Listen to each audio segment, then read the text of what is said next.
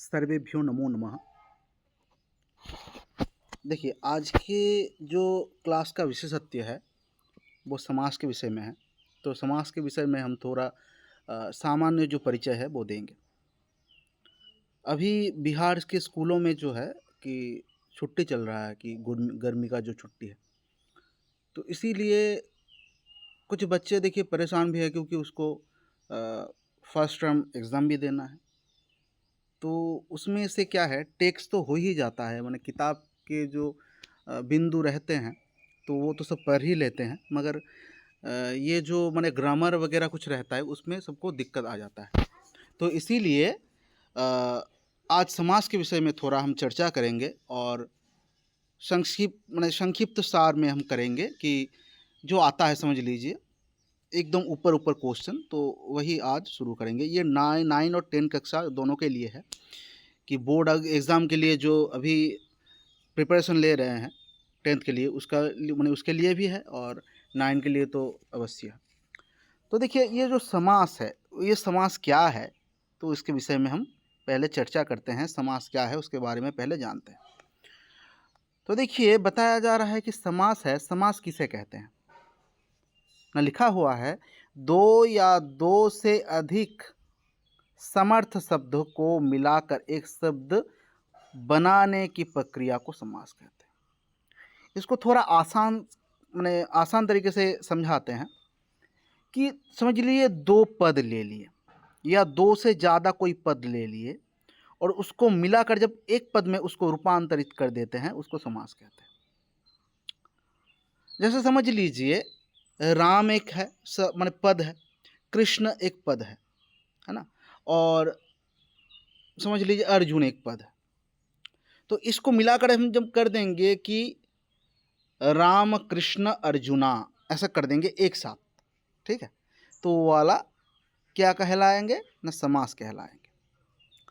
जैसे देखिए यहाँ पर भी दो पद है, जैसे हम उदाहरण दिए हैं नीचे कि राजा का पुरुष, तो राजा एक पद है, पुरुष एक पद है, तो दोनों पद जो है मिलकर क्या है, राज पुरुष बन जा रहा है। तो ये हो गया समास। अब समास के जो प्रकार है ये पूछा जाता है परीक्षा में कि समास के प्रकार कितने हैं।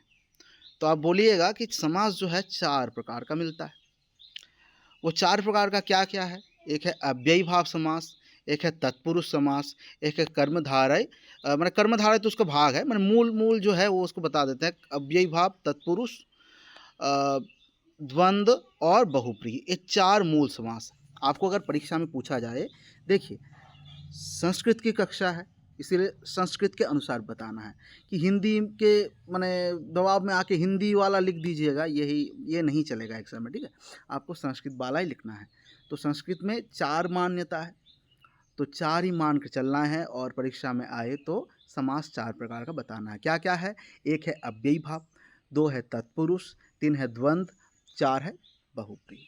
अब इसका देखिए कौन कौन सा पद प्रधान है, ये वाला भी क्वेश्चन आता है कि एकदम मोटा मोटी सामान्य परिचय से, ठीक है, वो माने उसको भी हम बता देते हैं थोड़ा। देखिए, तो पहले देखिए अव्ययी भाव समास क्या है उसको डिटेल्स हम समझेंगे अलग वीडियो में, ठीक है। तत्पुरुष क्या है उसको अलग वीडियो में समझेंगे, मगर अभी जो है इसका जो मूल क्वेश्चन है उसको हम बता देते हैं। देखिए अव्ययी भाव का आपको समझना है कि ये जो पद है, तो हम बोले कि देखिए जैसे राजा का पुरुष, राजा एक पद है, पुरुष एक पद है, तो पहला वाला जो पद है उसको क्या मानेंगे, पूर्व पद। जो पहले रहता है उसको पूर्व पद कहा जाता है, जो उसके बाद रहता है, अंत में रहता है, तो उसको उत्तर पद कहा जाता है, ठीक है। तो जैसे यहाँ पर राजा क्या है, पूर्व पद है, और पुरुष है उत्तर पद। मगर अभी देखिए अव्ययी भाव में क्या बताया गया है कि इसका प्रधान पद कौन है, तो पूर्व पद है। तो आपको पूछा जाएगा कि अच्छा बोलिए तो अव्ययी भाव समास में कौन सा पद प्रधान होता है, तो बताना है पूर्ववत प्रधान है। जैसे देखिए यहाँ पर अव्ययी भाव समास है ना, तो अव्ययी भाव समास में ये यथाशक्ति ये उदाहरण है, ठीक है। तो ये यथा जो पहला वाला पद है, ये वाला क्या है, प्रधान है, यही मुख्य है। तो इसीलिए बताया जा रहा है कि अव्ययी भाव का जो पहला वाला पद है वो प्रधान है। आपको यही बताना है कि अव्ययी भाव, आपको पूछा जाएगा इनमें से बोलिए कि अव्ययी भाव समास का कौन सा पद प्रधान है, कि पूर्व पद प्रधान है कौन सा समास की, ये सब पूछा जा सकता है, ठीक है। तो ये हो गया। तत्पुरुष का क्या है, तत्पुरुष का देखिए उत्तर पद प्रधान है। अब मोटा मोटी ये समझ लीजिए कि पद जो है इसको हम जान रहे हैं, ठीक है। अच्छा, अब और एक चीज़ बता देते हैं, तत्पुरुष का एक भाग है, अलग से मान्यता नहीं है, मगर तत्पुरुष के भाग है कर्मधारय और क्या है, द्विगु। अब क्यों है वो अगले वीडियो में हम बताएंगे डिटेल्स में, जब ये बताएंगे कि कर्मधारय क्या है, द्विगु क्या है, ठीक है। मगर अभी समझ लीजिए कि तत्पुरुष का दो भाग है, एक है कर्मधारय और दूसरा है द्विगु समास।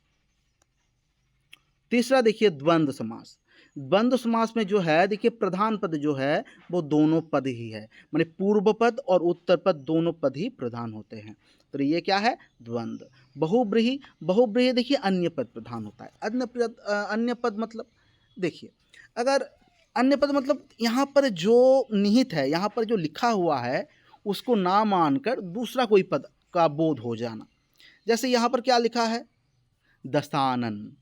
दस मतलब 10, आनन मतलब मस्तक। तो इसका मतलब क्या हुआ कि 10 आनन, माने जिसका मस्तक हो क्या, 10 मस्तक। तो 10 मस्तक हम किसका मानते हैं, रावण का, है ना, लंकाधिपति रावण का। तो इसीलिए यहाँ पर देखिए रावण का कोई जिक्र नहीं हुआ है। 10 ये जो पद है और आनन है, इसके माने बीच में कहीं पर भी रावण है शब्द नहीं है ना, मगर फिर भी उसका बोध करा रहा है। तो जो देखिए जो पूर्व पद उत्तर पद रहते हुए माने हुए भी जो अलग सा पद का बोध हो जाता है, वो क्या हो जाता है, वही आपका अन्य पद है। तो इसीलिए बताया जा रहा है कि बहुब्रीहि समास का अन्य पद प्रधान होता है, ठीक है। तो देखिए आपको शॉर्टकट से फिर बता देते हैं। आपको पहला जो मोटा मोटी जो क्वेश्चन आता है आपका सामान्य परिचय से, वो आता है कि समास क्या है।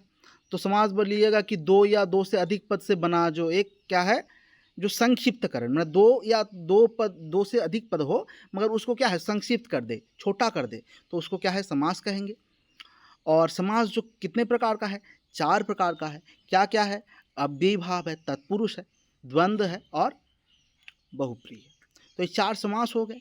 अब तत्पुरुष के 2 भाग हैं अलग से, माने अगर आपको पूछा जाए समास कितने प्रकार, तो 4 प्रकार का ही बताइएगा। और अगर तत्पुरुष का कितने भाग माने मिलता है, तो आप बोलिएगा तत्पुरुष का 2 भाग है। एक क्या है, एक कर्मधारय, ठीक है, और एक है द्विगु। और देखिए कौन से माने कौन से समास के कौन से पद प्रधान है, ये भी देख लीजिए। अव्ययी भाव समास की क्या है, पूर्व पद प्रधान है, तत्पुरुष के उत्तर पद प्रधान है। और देखिए द्वंद्व का क्या है, दोनों पद प्रधान है, और बहुब्रीहि का अन्य पद प्रधान है। तो एक चीज़ बता देते हैं, देखिए आपको क्या है थोड़ा परेशानी में डालने के लिए एक क्वेश्चन आ सकता है कि बोलिए द्विगु समास का कौन सा पद प्रधान है। अब देखिए तत्पुरुष का भाग है द्विगु और कौन है, कर्मधारय। तो अगर कर्मधारय दे या द्विगु दे, दोनों में कोई से मतलब कोई भी दे दे, तो देखिए तत्पुरुष का कौन सा पद प्रधान है, उत्तर पद प्रधान है, ठीक। तो इसीलिए हम बताएंगे क्या है कि ये भी उत्तर पद प्रधान होगा, किसका, द्विगु का और कर्मधारय का। तो दोनों पद ही प्रधान होगा। तो यहाँ से जो क्वेश्चन वगैरह आता है ये हम शॉर्टकट से बता दिए हैं। तो ये वाला थोड़ा नोट कर लीजिएगा, सभी स्टूडेंट नोट्स कर लीजिएगा, आपको हेल्प मिलेगा यहाँ से, आशा रखते हैं। तो आज के लिए यहाँ तक ही रखने देते हैं। कल अलग वीडियो लेके हम आएंगे और इसको जो निचोड़ेंगे थोड़ा थोड़ा, जो अलग समास है, अव्ययी भाव क्या है, तत्पुरुष क्या है, उसका उदाहरण कौन कौन सा दे सकता है ज़्यादा, इस विषय में भी चर्चा करेंगे। चलिए धन्यवाद, आज के लिए यहाँ तक।